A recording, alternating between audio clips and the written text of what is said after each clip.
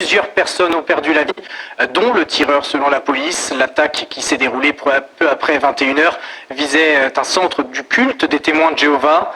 Plusieurs personnes ont été grièvement blessées. Un très grand nombre de forces de l'ordre ont été dépêchées sur place dans le quartier de Grossburstel où les faits se sont passés.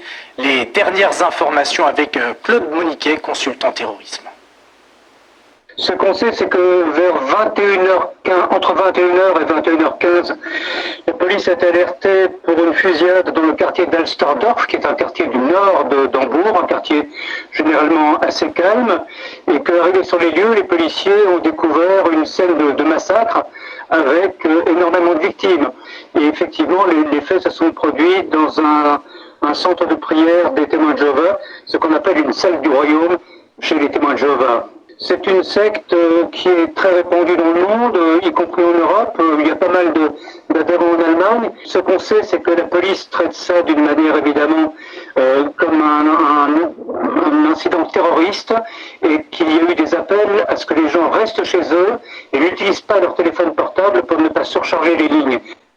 Et ce n'est pas la première fois que l'Allemagne subit une fusillade de cette ampleur. Harold Iman revient pour nous sur les dernières attaques qu'a subi le pays.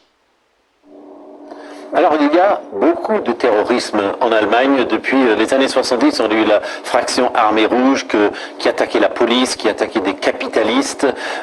Puis on a eu l'attaque aux Jeux Olympiques de Munich.